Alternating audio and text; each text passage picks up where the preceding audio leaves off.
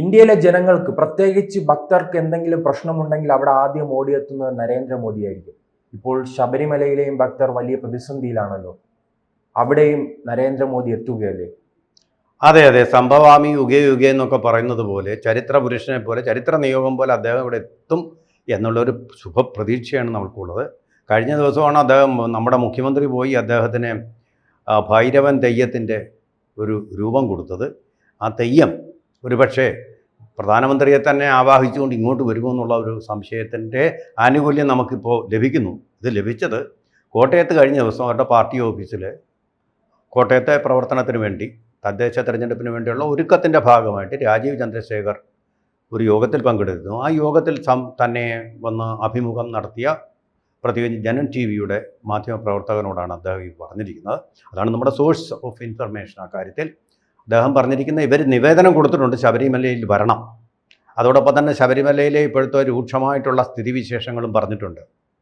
കൊള്ളയ്ക്ക് കൂട്ടുനിന്ന ആ ദേവസ്വം ബോർഡ് തന്നെ സ്വർണം ചള്ളായി മാറുന്ന, അതെ അതെ അതെ അതെ, ആ കള്ളത്തരം അന്വേഷിക്കുന്ന അവരോടൊപ്പം ഇപ്പോൾ running with the hair and hunting with the dog എന്ന് പറയുന്നത് പോലെ ഉള്ളൊരു സ്ഥിതിവിശേഷത്തിലേക്കാണ് ഇപ്പോൾ കാര്യങ്ങൾ പോകുന്നത്. രണ്ട് പക്ഷത്തും നിൽക്കുകയാണ്. കള്ളന്മാരുടെ കൂടെ നിന്നതിന് ശേഷം ഇപ്പോൾ അന്വേഷണ സംഘത്തിൻ്റെ കൂടെയും കോടതിയുടെ കൂടെയും അങ്ങ് നിൽക്കാൻ ശ്രമിക്കുകയാണ്.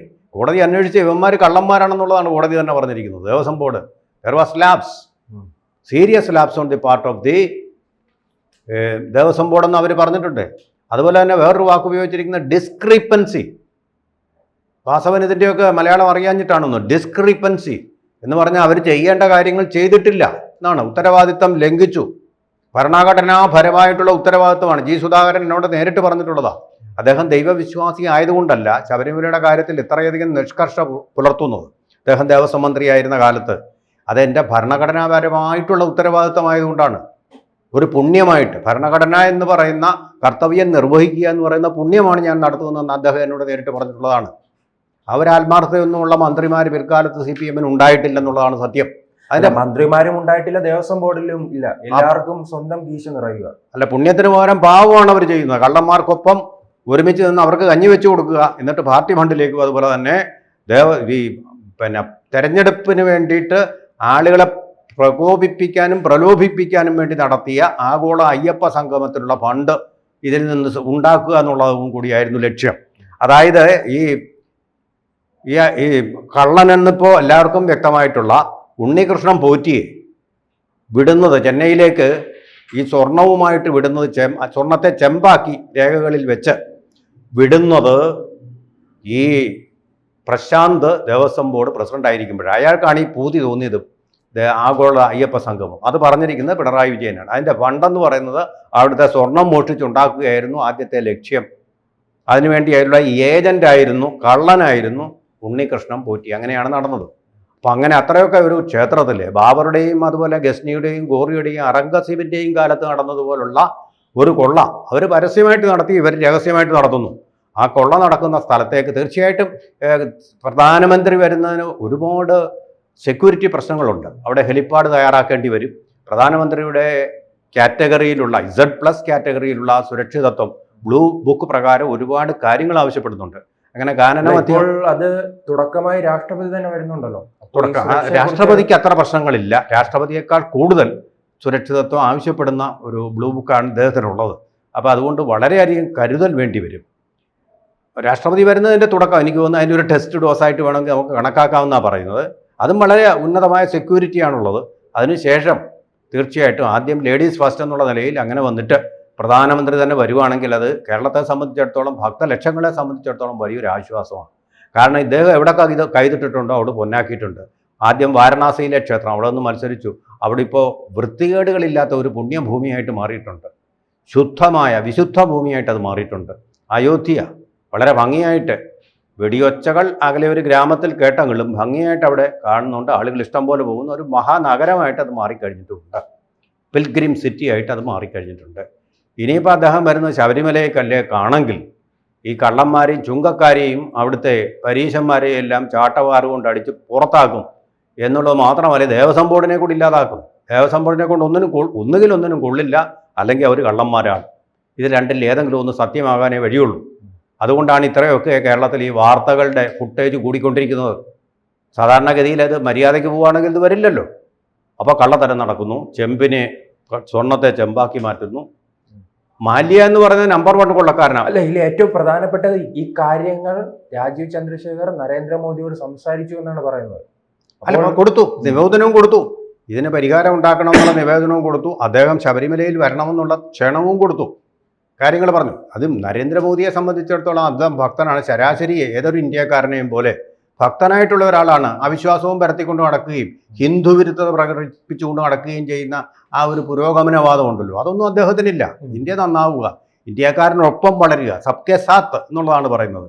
അല്ലാതെ ഞാൻ വലിയ യുക്തിവാദിയാണ്, ഞാൻ വലിയ ബുദ്ധിജീവിയാണ് എന്നൊക്കെ പറഞ്ഞ് അവരിൽ നിന്ന് വേറിട്ട് ദന്തഗോപുരത്തിലിരുന്നു കൊണ്ട് ഹിന്ദു എന്ന ഈ ജന്തുവിനെ ഇടിച്ച് താഴ്ത്തുക എന്നുള്ളതല്ല അദ്ദേഹത്തിൻ്റെ ലക്ഷ്യം. അവരോടൊപ്പം വളരുക, അവരുടെ വിശ്വാസങ്ങളോടൊപ്പം വളരുക എന്നുള്ളത് തന്നെയാണ് ലക്ഷ്യം. അതിൽ ഇതുവരെ കുഴപ്പമൊന്നും ഉണ്ടായിട്ടില്ല. അതുകൊണ്ട് ആ സംസ്കാരം സനാതനമെണ്ണാനായിട്ടിരിക്കുന്നു. ഏത് ഉദയനിധി സ്റ്റാലിൻ വിചാരിച്ചാലും തകർക്കാനാവാത്തതുപോലെ അങ്ങനെ തന്നെ ഇരിക്കുന്നുണ്ട്. അപ്പോൾ അവിടെ തീർച്ചയായിട്ടും അദ്ദേഹം വരും. ഈ അമ്പലത്തിൽ കയറുന്നതൊന്നും അദ്ദേഹത്തിന് അലർജിയുള്ള കാര്യമല്ല. അദ്ദേഹത്തിന് മുകളിലാണ് ഇപ്പോൾ പിണറായി വിജയൻ അയ്യപ്പ സംഗമമാണ് നടത്തിയിരിക്കുന്നത്. അതെ, അതൊക്കെ ഒന്ന് തോൽപ്പിക്കാൻ വേണ്ടി ആഗോള അയ്യപ്പ സംഗമം, ഈ കാപട്യം തുറന്നു കാട്ടാൻ വേണ്ടിയിട്ട് അയ്യപ്പൻ തന്നെ ചെയ്തതാണ്. എടാ, നീ ഇതൊക്കെ അടിച്ചു മാറ്റിയിട്ടാണോടാ നീ ഇവിടെ സംഗമം നടത്തുന്നതെന്ന് തെളിയിക്കാൻ വേണ്ടിയിട്ട് വന്ന ഒരു നിമിത്തമാണ് ഏഷ്യാനെറ്റ് ചാനലിൽ കൂടി ആദ്യമായിട്ട് വന്ന ഈ വാർത്ത. അത് രാജീവ് ചന്ദ്രശേഖറിൻ്റെ ചാനലാണെന്നുള്ളതും യാദൃച്ഛികമായിരിക്കാം. കുറച്ചത് കിടന്ന് ഈ ബുദ്ധിജീവിയാവുന്നുണ്ടായിരുന്നു ആ ചാനൽ. ഈ ഹിന്ദുക്കളെയും അതുപോലെ തന്നെ ഈ ഹിന്ദുക്കളുടെ വിഗ്രഹങ്ങളെയും ആരാധനയും കുംഭമേളയെ പോലും അധിക്ഷേപിച്ചിട്ടുണ്ട്. അതിന് അയ്യപ്പൻ കൊടുത്ത ഒരു അടിയാവാനും ആവശ്യമുണ്ട്. ഇപ്പോൾ എന്ത് പറയുന്നു അവിടെ, എന്താണ് സിന്ധു സൂര്യകുമാർ ഉണ്ടല്ലോ അവിടെ, കുറച്ച് സ്വർണം അമ്പലത്തിൽ നിന്ന് പോയെന്ന് പറഞ്ഞ് ഇത്രയും ആളുകൾ ഈ സാക്ഷരകളത്തിൽ ബഹളം ഉണ്ടാകുന്നതിനെ പറ്റി എന്ത് പറയുന്നു? സിന്ധു സൂര്യകുമാർ എന്ന ബുദ്ധിജീവി എന്തേ മിണ്ടാത്തത്? ഇത്രയധികം ഊർജവും സമയവും ഒന്നും പാഴാക്കി കളയേണ്ട, എന്തിന് അന്വേഷണം? പോയെങ്കിൽ അത്രയും നല്ലത്. സി കേശവൻ പറഞ്ഞ പോലെ ഒരു അമ്പലം കത്തി നശിച്ചെങ്കിൽ അത്രയും അന്ധവിശ്വാസം കുറയില്ലേ? ബാക്കിയെല്ലാം അവിടെ അതുപോലെ നിൽക്കട്ടെ, പള്ളിയായാലും മസ്ജിദായാലും. അമ്പലം കത്തണം.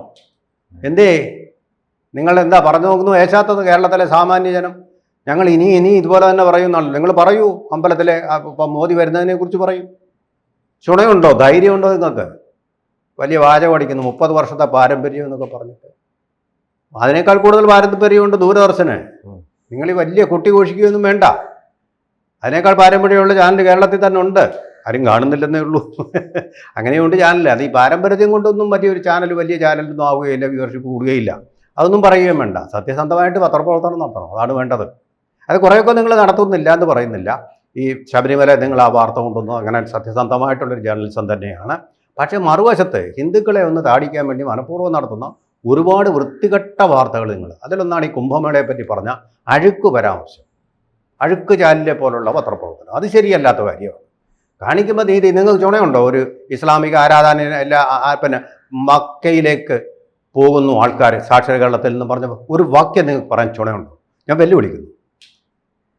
മതേതരത്വം എന്ന് പറയുന്നത് അതാണ്. ഒരു മതത്തിനെ നിങ്ങളിങ്ങനെ കുറ്റപ്പെടുത്തിയാൽ മറ്റൊരു മതത്തിനെയും കുറ്റപ്പെടുത്താൻ തയ്യാറാവണം, അല്ലെങ്കിൽ ആരെയും കുറ്റപ്പെടുത്തരുത്. അതും മതേതരത്വം. നിങ്ങളങ്ങനെ പക്ഷപാതം ഹിന്ദു എന്ന ജന്തുവിനായിട്ട് താടിക്കുകയാണ്, എന്തുവാകാമെന്ന് പറഞ്ഞിട്ട്. അതല്ലേ ചെയ്തുകൊണ്ടിരിക്കുന്നത്. അതിപ്പോൾ ചോദിക്കാനും പറയാനും ഒക്കെ ആളുണ്ടെന്നേ. ചോദിക്കാനും പറയാനും ആളുണ്ടിപ്പോൾ. അതുകൊണ്ടാണ് നിങ്ങൾക്ക് അത്ര എതിർപ്പ് നേരിടേണ്ടി വന്നത്. നിങ്ങളിനി അങ്ങനെ തന്നെ തുടരാതിരിക്കണമെന്നും ആരും പറയുന്നില്ല. പക്ഷേ ഞങ്ങൾ പറയാനുള്ളത് ഞങ്ങളും പറയും. അത് തന്നെ അന്ന് പറയുന്നത് പോലെ ചോദിക്കാനും പറയാനും ഇപ്പോൾ ഒരാളുണ്ട്. അത് നരേന്ദ്രമോദി തന്നെയാണ്. ചോദിച്ചിരിക്കും. അമ്പലങ്ങളിൽ നിഷ്ഠുരമായ വിധത്തിൽ കൊള്ള നടത്തിയാൽ തീർച്ചയായിട്ടും അത് ചോദിക്കാനുള്ള ആളിങ്ങ് വരും, അല്ലെങ്കിൽ വരുത്തും. അത് തന്നെ രാഷ്ട്രപതി വരുന്നുണ്ട്, ഈ മാസം തന്നെ രാഷ്ട്രപതി വരുന്നുണ്ട്. എന്തായാലും അയ്യപ്പ ഭക്തർക്കും അതോടൊപ്പം തന്നെ BJP പ്രവർത്തകർക്കും വലിയ ഉണർവായിരിക്കുമല്ലോ നൽകുന്നത്. അദ്ദേഹം ഇതിനു മുൻപ് സന്ദർശിച്ചിട്ടില്ല. അല്ല, ആ BJPക്ക് മാത്രമല്ല, അയ്യപ്പ സമസ്ത ഈ ദക്ഷിണാത്യനായിട്ടുള്ള ഒരു ദൈവമാണ് ഈ ധർമ്മശാസ്താവ് എന്നുള്ള സങ്കല്പം തന്നെ.